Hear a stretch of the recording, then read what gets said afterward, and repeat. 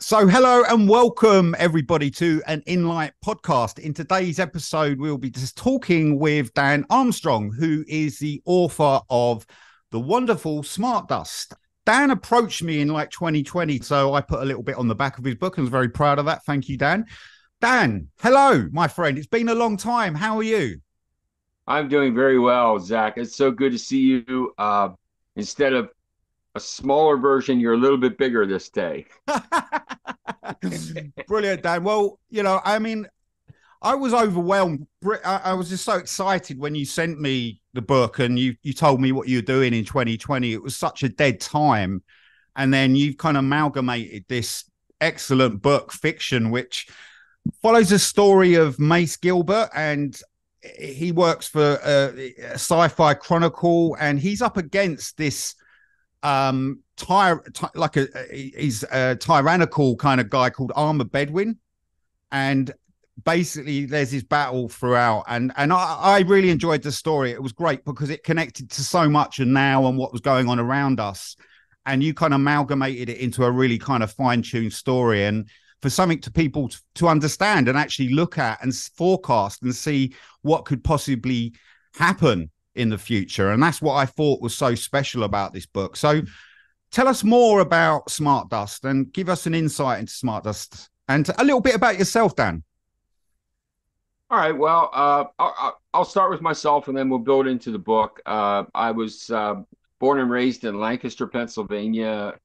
Was raised in a really a home of a lot of children. We traveled a lot. We were a singing group when I was a kid. We made an album when I was 12. So I was always on the stage, always communicating. But I was born with a cleft palate, so I couldn't speak that well. But I had to overcome that, and I did that through writing. And after graduation, I was invited to be a part of a band, and I wrote some songs and performed on stages. And then after that, I was asked to do a radio show. It was called The Wacky Words of Dan Armstrong. They were 1 minute, just real short quips of wisdom, counsel, spiritual points. And I wrote 1,000 of them. And then after that, I got a little bored, so I started writing again. I was a cable guy. Yeah, that's where the other book came from. Yeah, and I started writing. I started telling the stories of meeting people and what it was like to be in their homes, and the daytime drama, the daytime soap operas. They really happen. Yes, they're real. They're real. So I tell people these stories, and eventually, I decided I need to write this. I need to write this. So I handed that over to an editor, and this was back right before we had those little zip drives. I put it on a disc, and Floppy disk. my computer crashed. But I asked the editor, can I have that back so I can make a copy of it? And they lost it. So the whole book was lost. Wow. So I had to rewrite it. Yeah, rewrite it. Bless. So that was that's this book here, the Cable Guy book. Wow, And cool. that's been selling all over the world. It's quite amazing to me. And that you say that has influence from your work as a cable guy. What influenced you to write that book? You were seeing all these dramas, and you kind of, I suppose, you were the fixer. So you went into the house to fix the cable. So you kind of saw it as a way to fix the family, maybe fix you.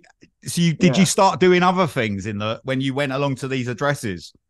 Well, I'll tell you what I became. I was like a rolling bartender.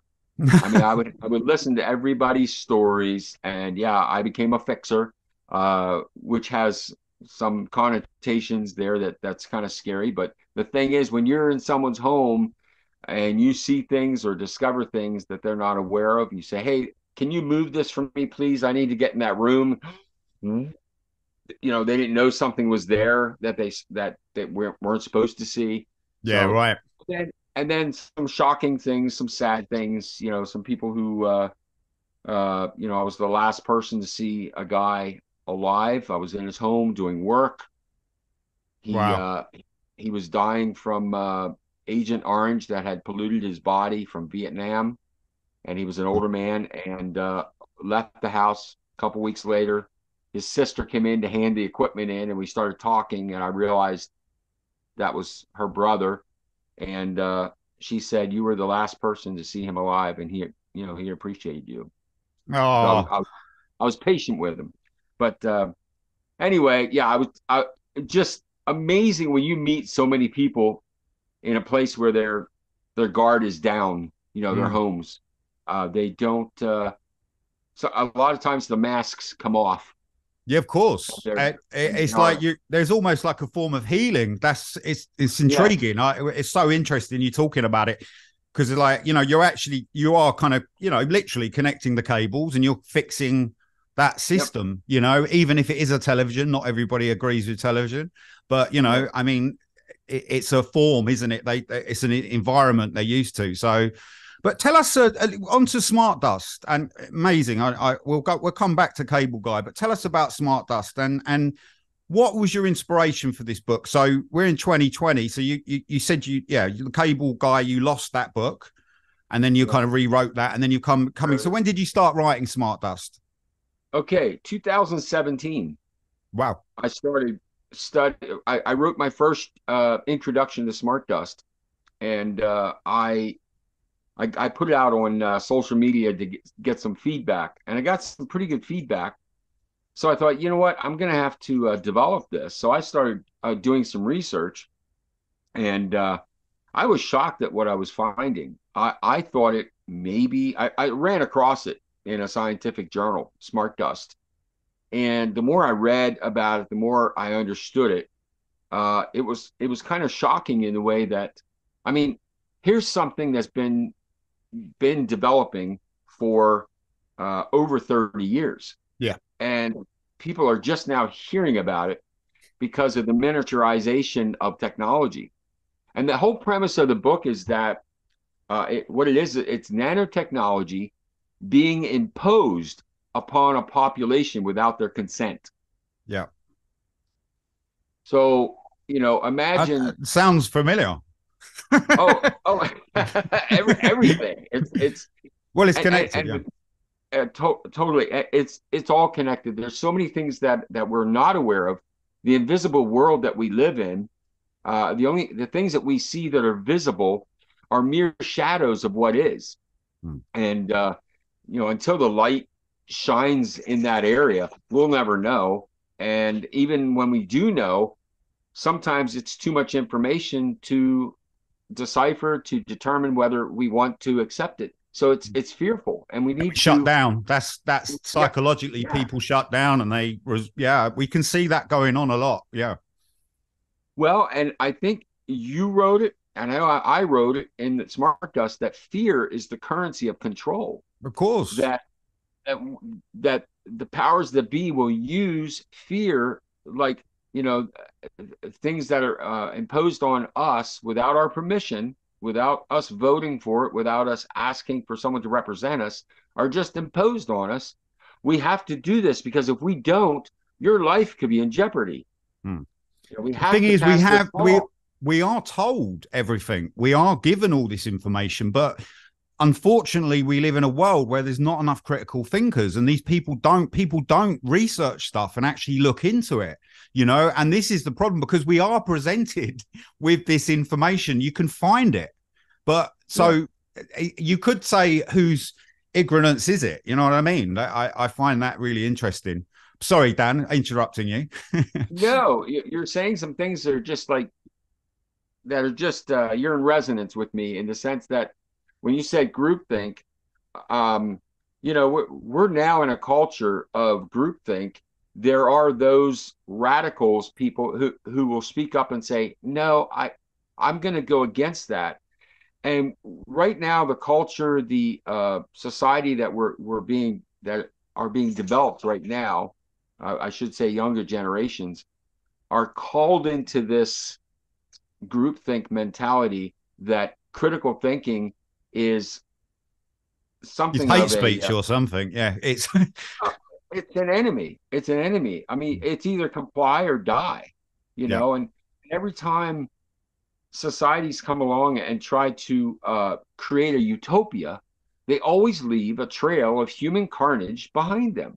Hmm. And they want us to act like that never happened. You know, Yeah. we know what history has done in the past when leaders want to take over, and there's always people that have to die, even if they comply. Yeah. So groupthink is one of the most dangerous things you could ever allow yourself to be pulled into. Yeah, and this is it. People like that. I over the years I've kind of thought, oh, we're not being told this, we're not being. But the more I've gone into this, I'm all very fully aware that all this information is available to us, and we can basically get access to it. But the smart dust is quite, if people just take a look into the patents and what's been, filed and various things, it's quite serious what's gone on.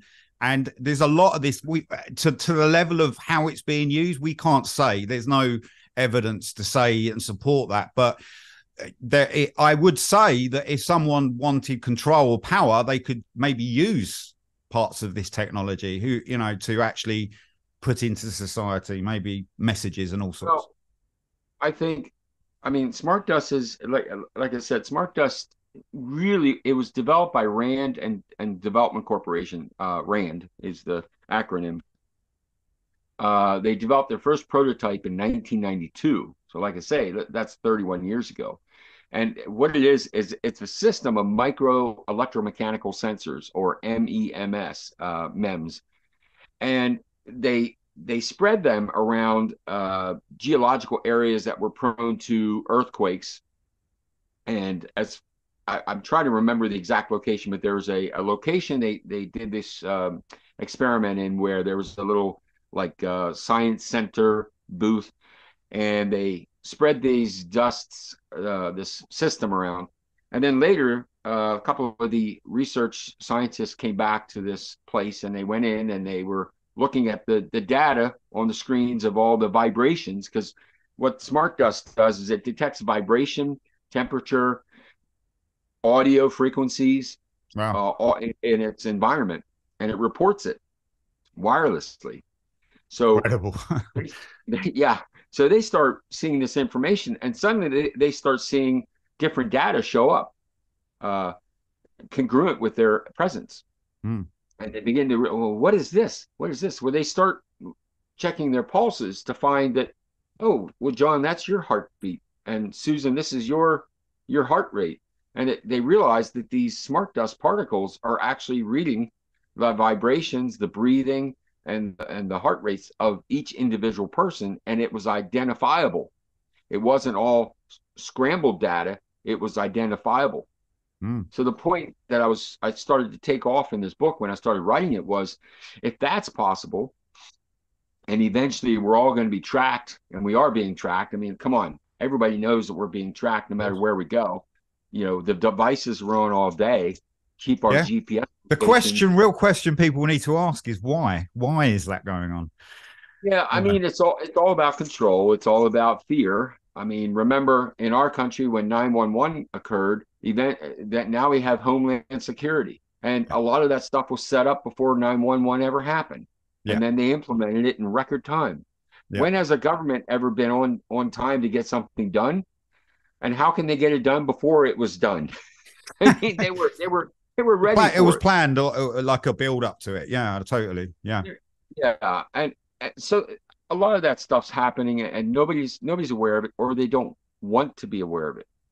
So, as these scientists and these engineers began to see the results from these MEMS, the smart dust networks out there, the military got a hold of it and began using it as well. Of course, spreading it over battlefields to see whether or not what kind of weight was coming in the area. Okay, there's 3 tanks, 50 troops, there's 5 jeeps. So now we can target that area. And all these, keep in mind, these smart dust particles are so small. You wouldn't see them. Let me give you an example. The human hair is 100,000 nanometers in width. Okay. Right. The tip of the hair is less.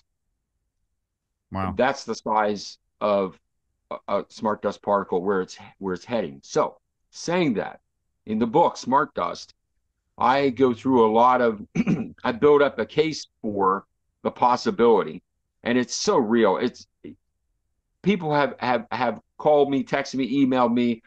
I'll have to tell you about a visit I had with someone where they're saying, I've never seen so much information in a fictional book that Mm. made me feel like I was living in the real world. Like it Yes. was That real was the magic of technology. it. That's what you've done in the Yeah. book. Yeah. Yeah. So imagine these particles being spread from our atmosphere into your pores of your skin. If a Mm. hair can come out of the pore of your skin is bigger than a human hair. So it goes in your, and then, if you get a splinter, if you ever get a wood splinter and it breaks off and it goes into your skin, it grows over rather quickly. Of course. Well, Yeah. smart dust could do the same thing. So we really could be ingesting this stuff without realizing it. And Yeah. there is information out there that suggests that's already happened. Yes, no, I've heard that. Yeah. And we could be already digitized. This whole concept that, what going back to what Jordan Maxwell's work, if you ever heard of him, but he, talks about the world being digitized. He actually he died, I think, in 218, but he stated the world would be digitized by 220 around that date. So it's not far off. But what I like so much, and we're aware of these concepts, Dan, there is a lot of this going on around us, but we carry on, we truck on. What I'm interested in with with the book is how you amalgamated the creativity, and I think giving the viewers how your creative process, how you channel these ideas, quite dark and quite sinister ideas into a story that communicates to people that people will actually want to pick up and read. It's not something that people will just be like, oh, it's Smart Dust, I want to read that, because it's like myself, I like to make dark subjects kind of interesting for people. So talk about your creative process. Yeah, no, I like that's where I love the book, man. That's why I love it. That's why I love all your films. I mean, they're fantastic and they're Thank you, Dan. interesting. And just to say, Dan was a Patreon of mine for a long time, and he helped me support the channel so much. And big thank you to Dan for that. Thank you, mate. You're I welcome. really appreciate that. I really do. And it really helped me through so many. A lot of people don't realize, but every little bit helped me get through. And it has been pushed very, very hard over the last few years. Well, So that's good. when we're Thank you. done and this is put out there, I'll be promoting this, and I've promoted your films before, and becoming a patron of Zachary Denman to my people out there is so important because information like this is costly to get out to the public. So Yeah. on that line, So tell us about your creative process, Dan. Yeah. How you channeled this creativity, changing dark into light. That's good. Yeah, I mean, the storyline, I felt like, I mean, sometimes things come across as conspiracy. So people think, oh, that's bullcrap. That's not real. So what I did in the book was the research, I wish I could show you the pile of research I have. I kid you not, it's this thick of, in fact, it's right here Wow. beside, but it's huge. The amount of research that goes into a book of this nature. Here's the book. I mean, you can Yeah, see it. and yeah, guys, I've got a copy as well. Oh, if you can't Yeah. see it, bless Dan. I've been putting it up. I can't see it because I've got my green screen. But you got Dan's Yeah. copy on that side. There we go. Yeah. It's huge. So what I did was I take information that is documented, historical, medical, philosophical, sociological, cultural, religious, all this information that is documented, and I bring it together where it's in collusion. Okay, it's just like this. So there's a hint of, well, this is what could happen, and then I back it up with what is really out there. So I think what it comes across is very a realistic story. And then I put some characters in there who are a little humorous. There's not much humor in the book, but there is a lot of speculative truth. And the results that I've got from my reviews are, this is this book is happening. That's what I get from people. Mm. Or this book has more truth in it than you'd like to consider. And yeah, it's kind of dark. Spoiler alert, one of the bad guys gets away, gets away at the end, which opens up the next concept for the next book. And as I wrote, I'll tell you something, Zachary, I did not map this book out. I did not say this is chapter 1, 2, 55. I am a gardener writer. So when I'm writing, I will sit back and I'll close my eyes and imagine what would happen in a scene or a scenario or an advance in technology, and I'll kind of just let it ruminate, and then I'll open my eyes and start typing, and it's almost like I'm watching it.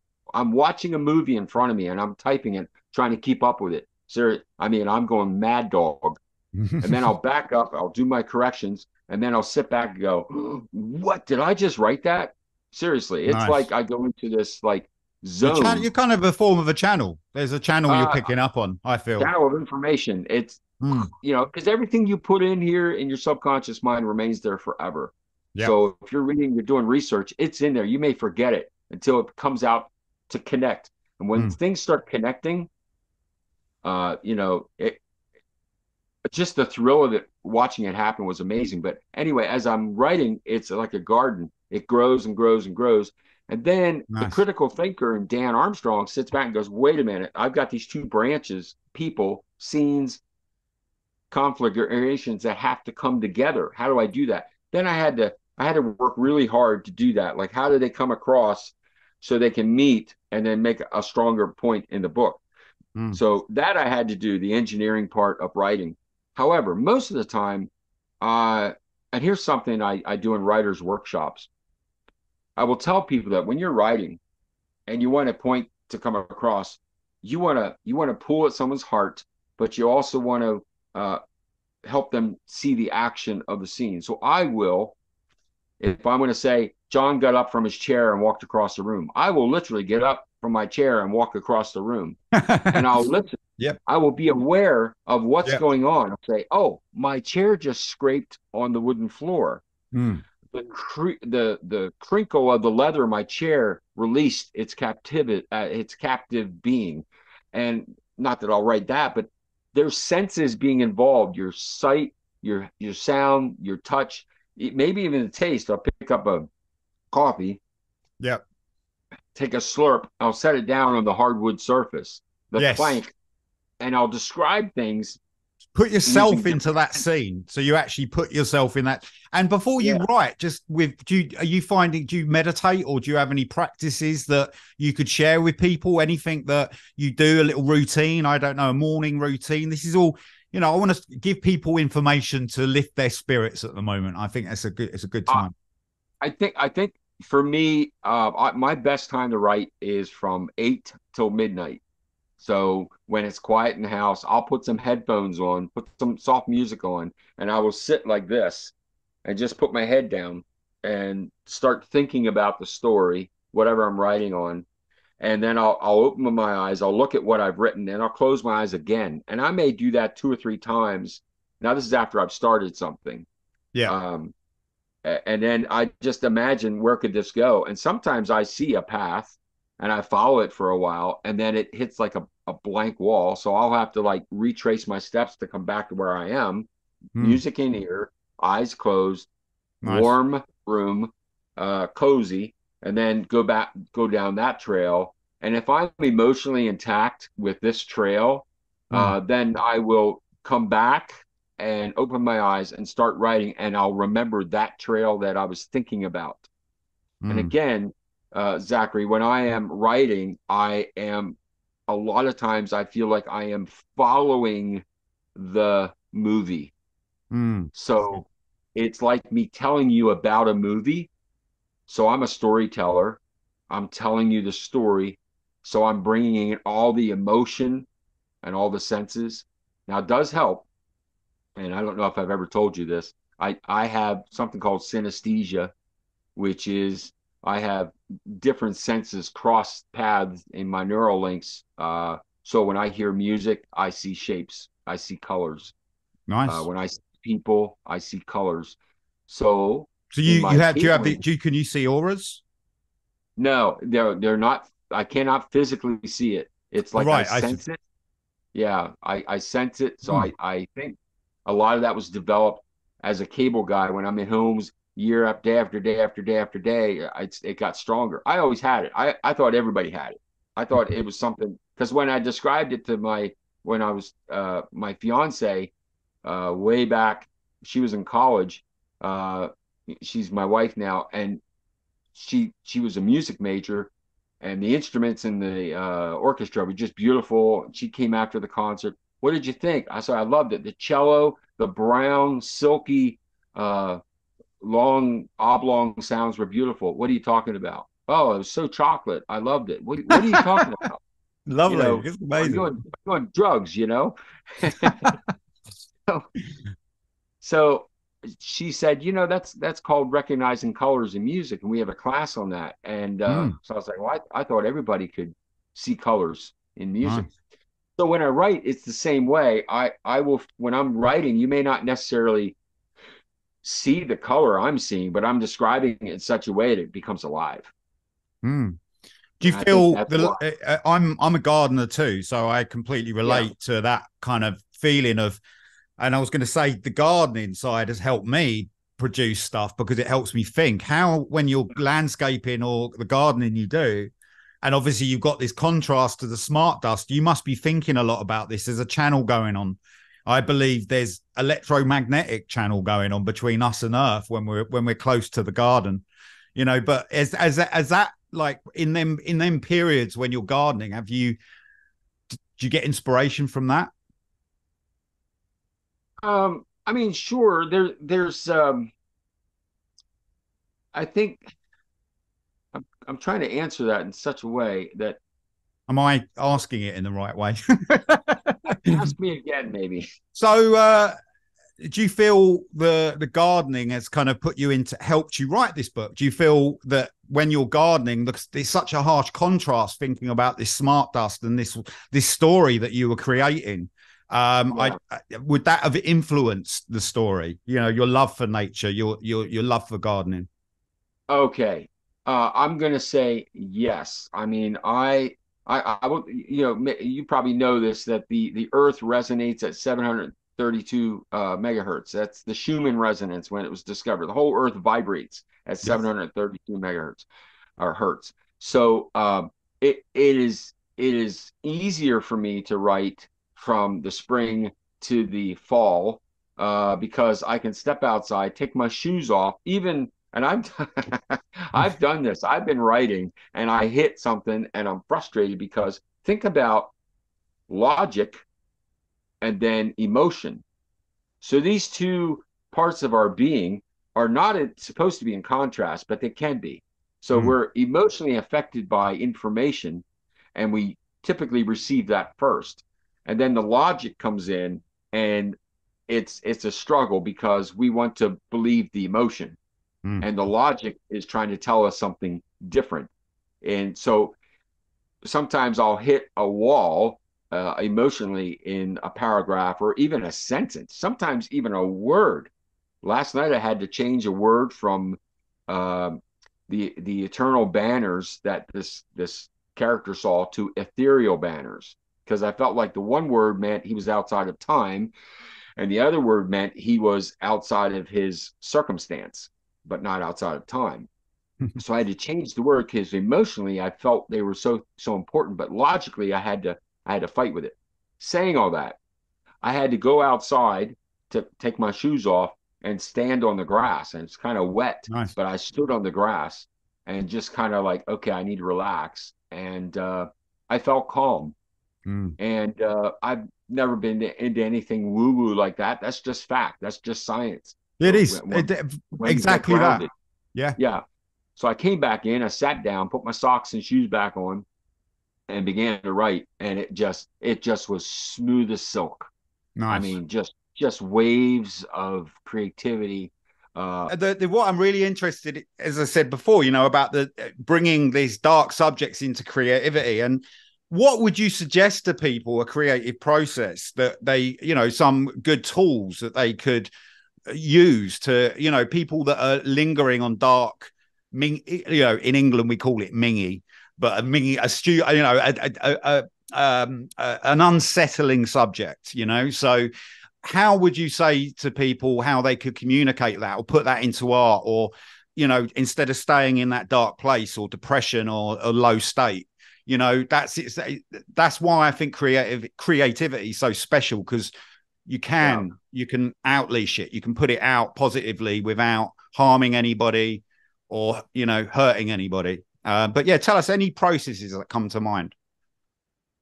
I mean, a lot of the information that was revealed, or that was revealed to me as I was studying, was very dark. It could be depressing. Of course, you do try to look at the pros of technology. What could this be used for in a positive way? And I think most of this stuff is developed to be used positively, but there's always that nefarious character or collusion of evil that comes in and says, "Oh, there's something I can destroy. There's something I can use." It's always. Sorry, I'm laughing. I'm not laughing at you. I'm just laughing at. It's ridiculous, these people, like how they have this mindset. Me and you don't have this. Most people don't have this, but there's a minority of people that have this psychotic mindset that want to destroy and just obliterate things, Like it's really, it's a narcissistic, psychopathic mindset that I think is developed over time. And I believe that all man's hearts are evil until they find good. That's what I believe. And I think some people never find good, so they don't know, and they develop the evil and the passion for it.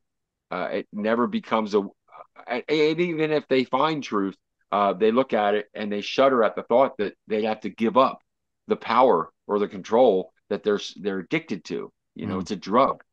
But as for making that creative dark stuff more light, to me, it's asking questions of other people. Hey, if you could see something like this, or like if I showed you a way that smart dust could impact the world in a positive way, and this is how it works, what would that mean to you? And I have focus groups. I ask different people different questions about what I'm studying, and I'll get some great answers, and it kind of gets me out of my hole of my darkness of where I maybe sunken into, to get some other people's ideas. And then you may hear someone say, well, what if this could happen? Or what if it went down this path where it brings goodness or health to the world or the community? And that kind of lifts me up, when it comes to the creative process, because then I can imbue that into the book or the storylines. And I'm working on a second one. I put it aside to finish these other two books, and I've got two more coming up. But Smart Waves is the sequel to Smart Dust. Cool. But something else on the note of maybe not coming out of darkness, but sharing it. I got a call. I'm not going to say his name now, but I got a call from a doctor who does autopsies. So I didn't get a call. My brother set it up, but he invited me to his house, a very large compound, and we talked about TheraGripper technology. And I said, I'm very aware of that. And what it is it's this nanotechnology. If you look it up, anybody can look it up. TheraGripper, THERA gripper, TheraGripper. It's nanotechnology based on a parasitic worm that, like the parasitic worm that grabs onto something. So these nanotechnologies can fit on the tip of a Q-tip, dozens of them, which makes me wonder, if something's on the tip of a Q-tip and I can't see it, where else could it be? Yeah. So this thing is heat sensitive. So the medication that's inside this can go inside your body. It was designed for the GI tract, because when we take medicine, it just goes by. But if we have something that can stop here and then open up and inject the medicine, then and you can ingest thousands of them without feeling it, thousands. So they open up, heat sensitive. They put a heat source on your chest. All the medicine opens up and inject. So this doctor and I were talking about what if you're not aware of Theragrippers? What if you're you're ingesting this stuff and then you're put in a situation where they are induced by heat to open up? And what is inside this medication? So here's a medical doctor who's been a doctor for well over 40 years saying, yes, all of this is possible. And the technology out there that we're not aware of is mind-boggling. I always say this. Just saying on that note, I was going to say with regards to Wi-Fi, I mean, the Wi-Fi routers now have the ability to map out spaces, so they can actually map out your whole house and the people within it. They can work out all the spaces. And obviously in London, a place like London or the cities in England, probably in America as well, quite easily you could 3D map a whole city with all the routers and information that's out there, the data. So, and I would probably think they probably made that already, that there is some second world, digital world, obviously metaverse, but not that kind of thing, but actually a real world that is set in digital time, parallel with this one. Wow. That's like right up my alley. Well, it's the sci-fi, you know, like I said on the book, sci-fi is becoming a reality. Like, I don't think I think all these things, as crazy as they seem and, you know, dark and nefarious some of these subjects are, they are kind of coming out in a way. And we've been planted this in the 60s, 70s, you know, the information that was put out there in films, books, and, you know. Well, I mean, what I was going to say was, and all this stuff is true, and I'm going to comment on that because, well, let me say this. Every time you see a national disaster or, you know, in our country, we see a lot of shootings and different tragedies that go on. The narrative that's put out immediately is typically false. Not that it didn't happen, but the motives, the scenarios, the circumstances, the people. So I always tell people, before you believe the news, wait a week or two. Please wait a week or two until you can see the actual truth. Yeah. Because the information out there is minuscule compared to what's really out there. And the other thing is, I say, when, you know, the technology we're seeing now is the cleaned up, nice version of what's really being developed. Yeah. Yeah. And smartphones are just the beginning of that. Like, you know, this whole thing of smartphones there. With the whole smart dust idea that there's this dust in the air, we're already being tracked with the idea of phones and all this stuff. We can be tracked quite easily. How this develops. But so with smart dust, is there anything else you'd like to add with smart dust and talk about on that subject? I know you said there was, you know, you've done quite a few book launches, haven't you? Yeah. Smart Dust was published in October of 2021, and then had a republish in November of 2021, just because there was a design flaw. But I'm going to say November 2021 it came out. I sold 1,000 copies within 90 days, which I was just thrilled. That's amazing. Well done. It was 93 days, 1,000 went out, ebooks, hard copies. And then the Audible book came out in April 17th of this year, Audible. And I hit bestseller status a little while ago, but of course, bestseller goes up and goes down. You have to catch it to see it. So, but just real quick, going back to that information that Smart Dust gathers, you know, back in 2010, the Washington Post posted an article about the national, or the NSA, about the gig network. You know, it's the network they use to collect data, and they are collecting 1.7 billion points of data daily, 1.7 billion emails, texts, phone calls daily. That was 2010. Wow. So what can they do now with technology? And this is not something that's quiet. This is something that's published. It's well known. And what does the average person do about it when they hear that information? They say, "Oh, okay. How's it going to affect me?"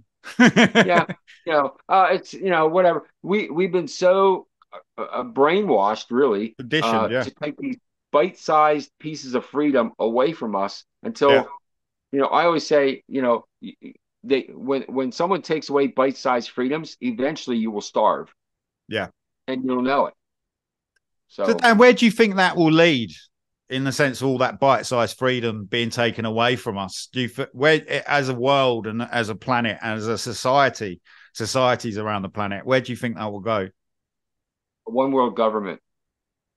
And positive and negative. There are positives with a one world government. There's a lot of negatives, but there's also positives as well in society. But it would dismantle cultures and kind of destroy the world as we know it, obviously. Yeah. But yeah, do you think that was an intention? Do you think that's a purpose, that is an aim to get to a one world government? Or do you feel, I feel it's an agenda in places, but I don't feel like it's necessarily everyone's agenda.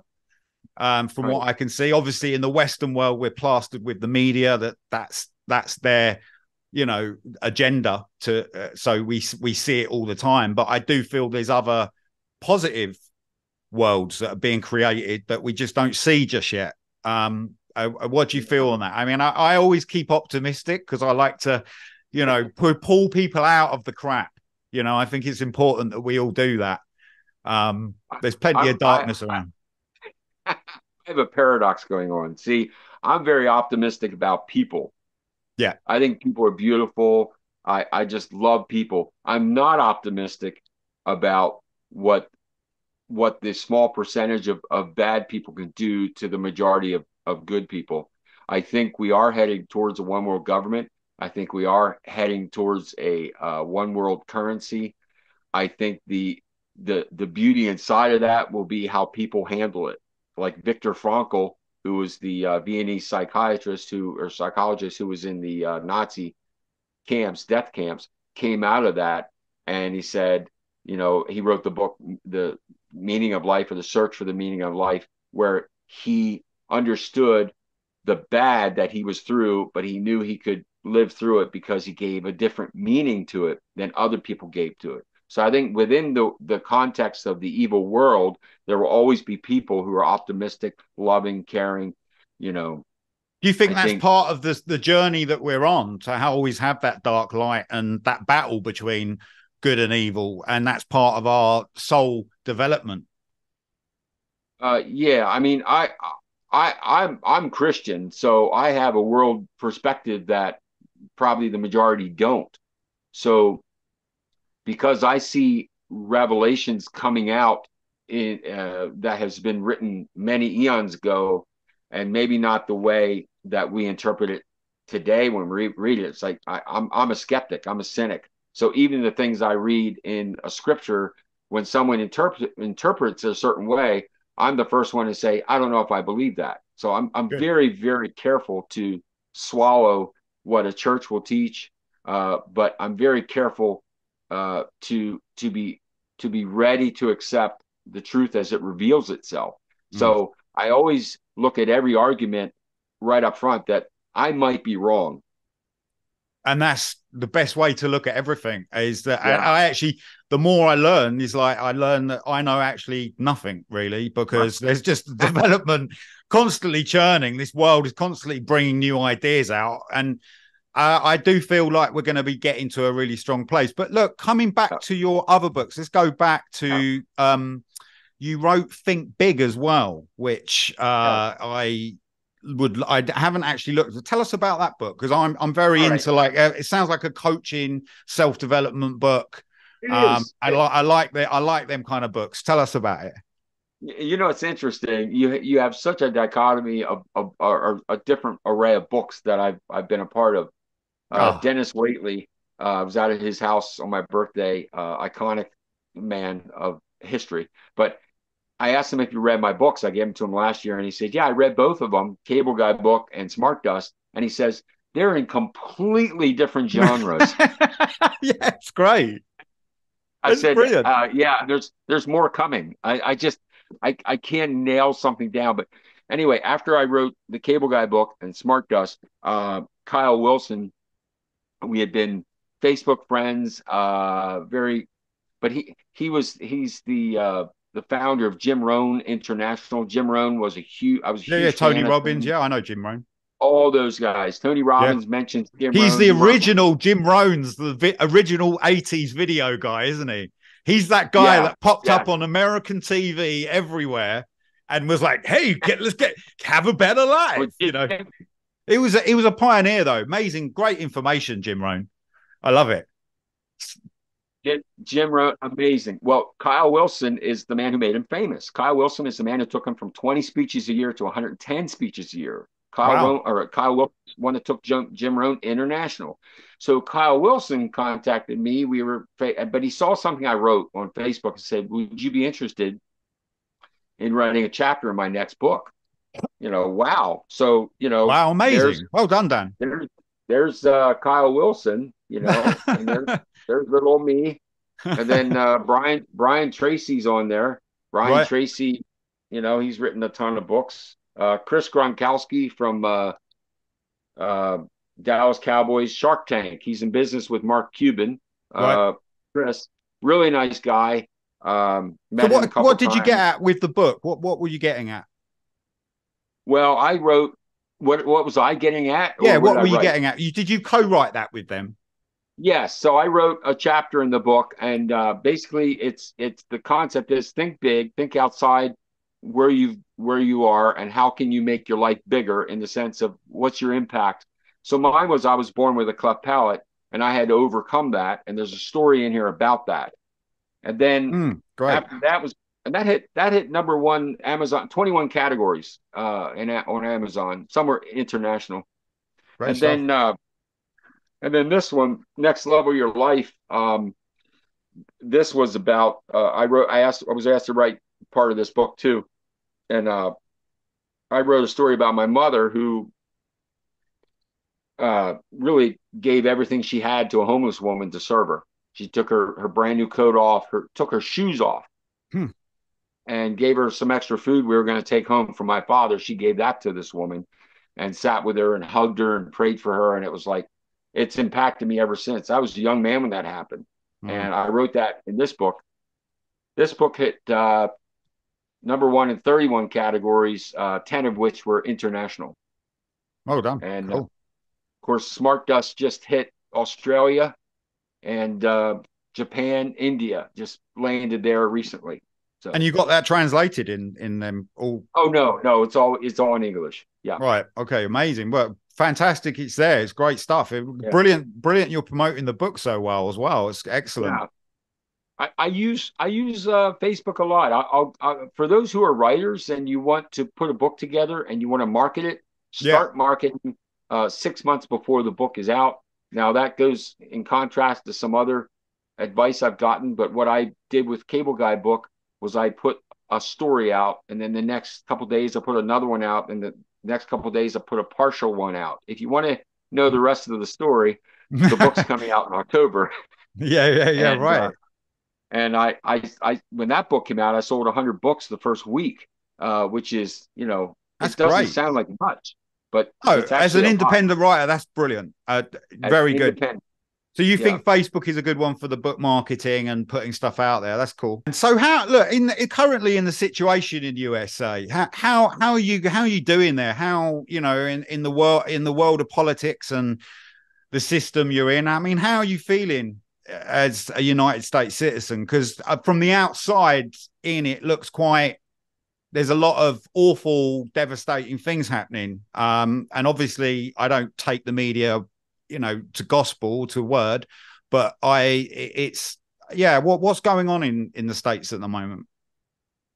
It's interesting. A friend of mine who lives overseas thought that when we walk out our door every day, we have to look both ways and be careful of not getting shot. And I live not that bad. I wasn't thinking that bad, Dad. Don't get me wrong. I've seen some very interesting things. I lived in the city, which is 5 minutes from me, and we saw guns and knives when we lived in the city.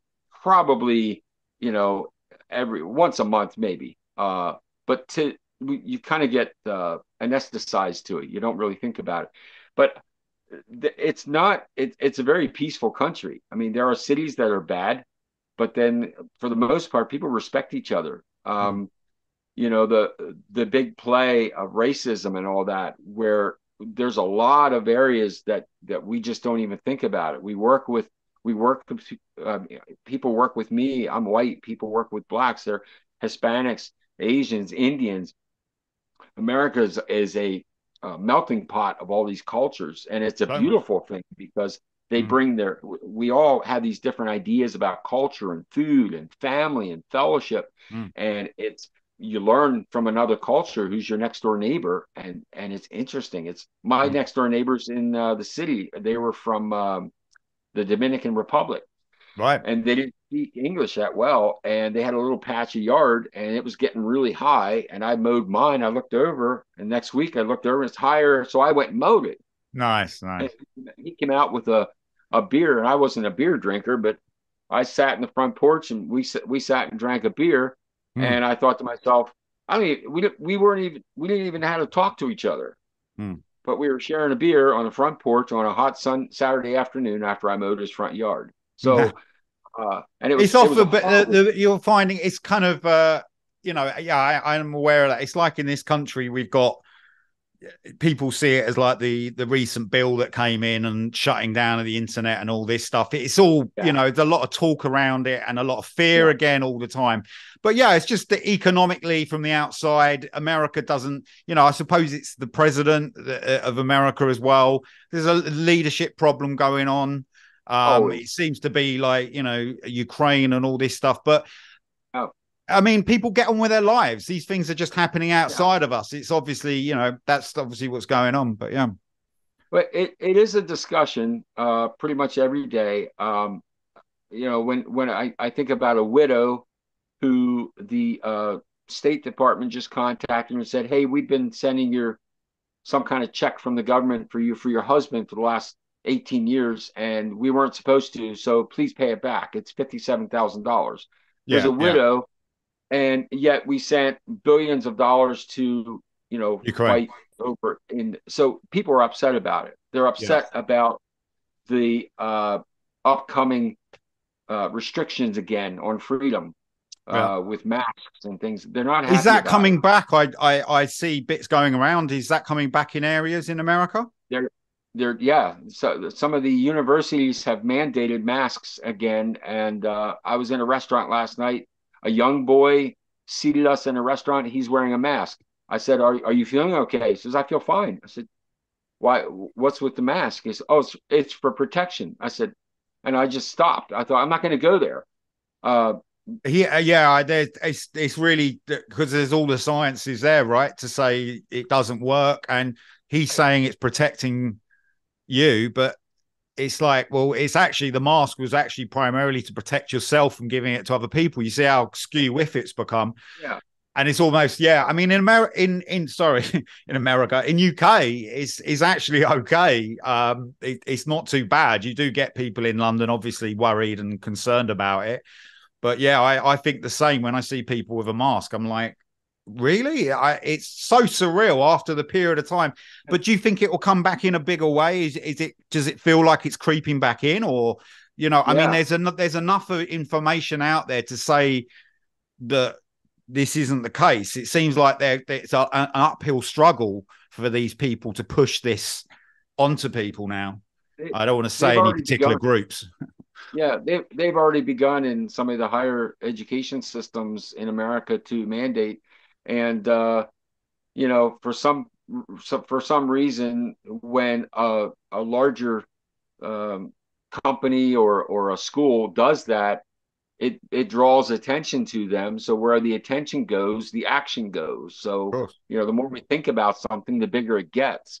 So I think collective consciousness, right? And people think about it, hype it up. I mean, that's why information media, alternative media as well, is so important, because a lot of alternative media, especially now.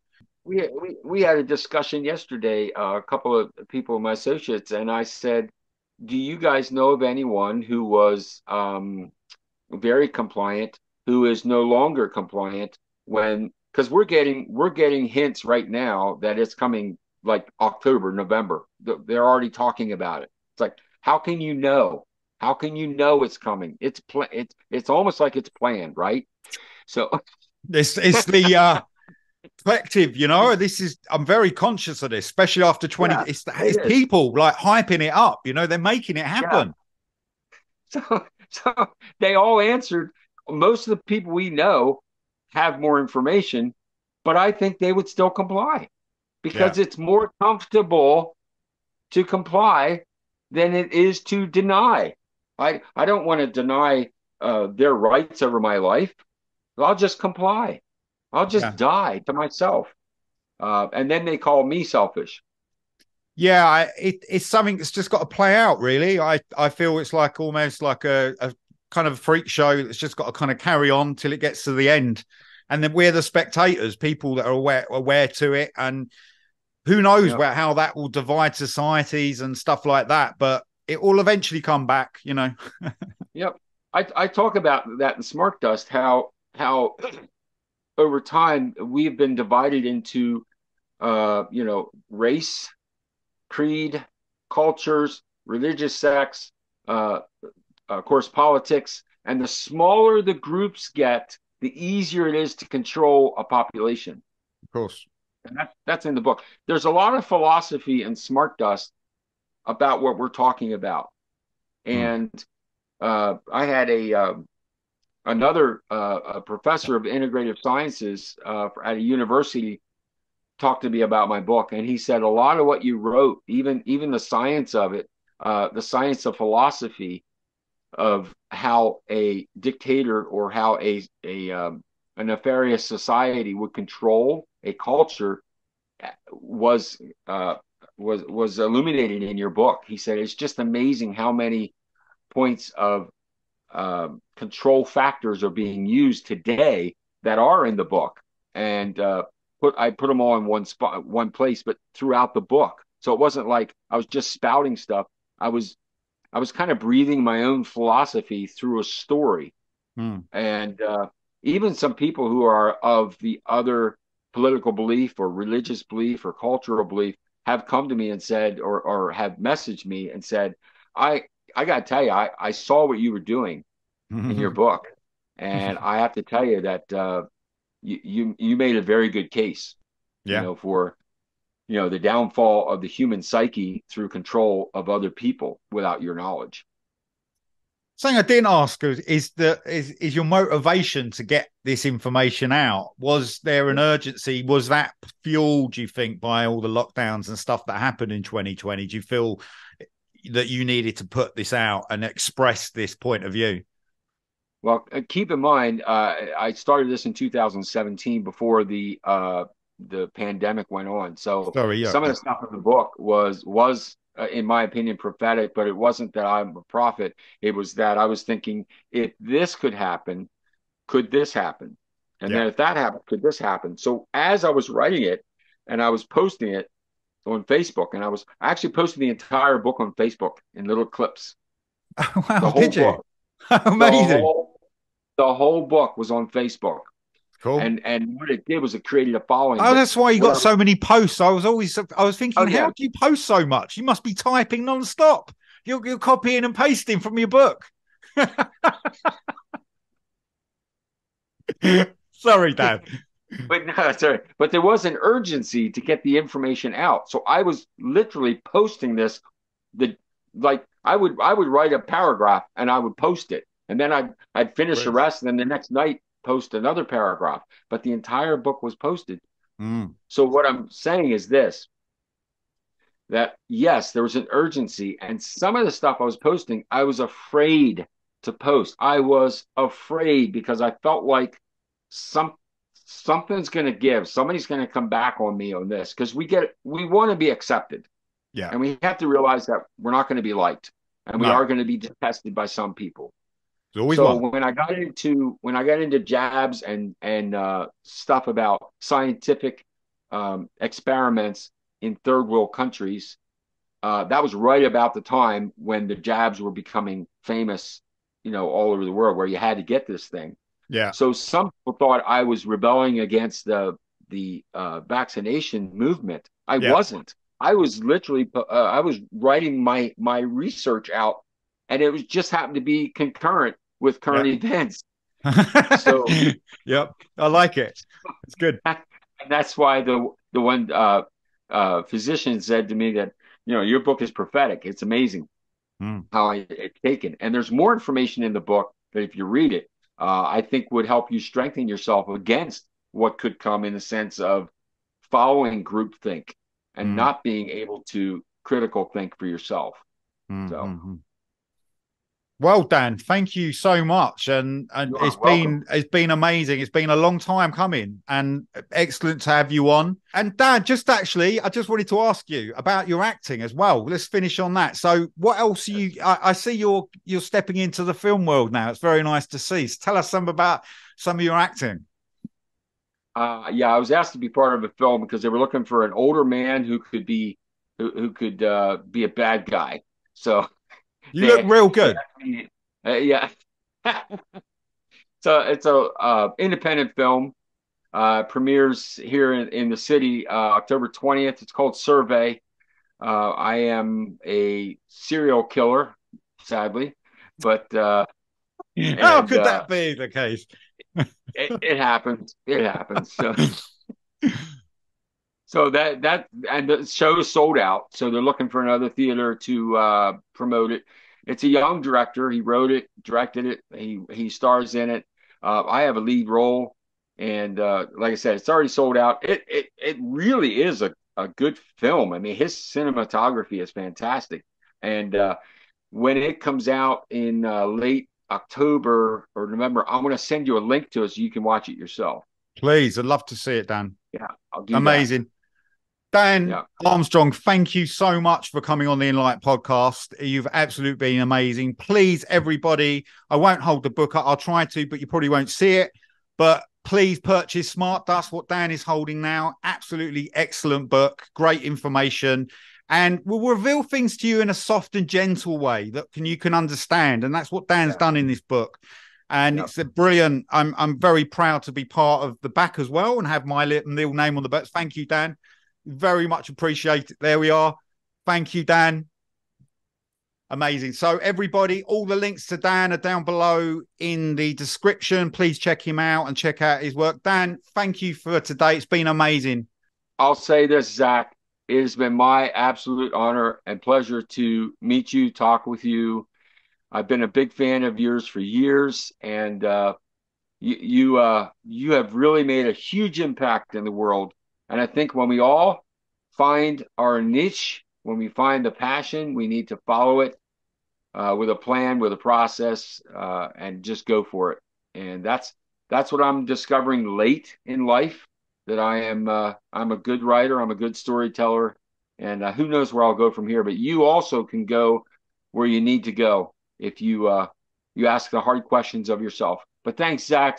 Zach, thanks for having me on your show. Thank you, Dan. And it's a bye from me, everybody.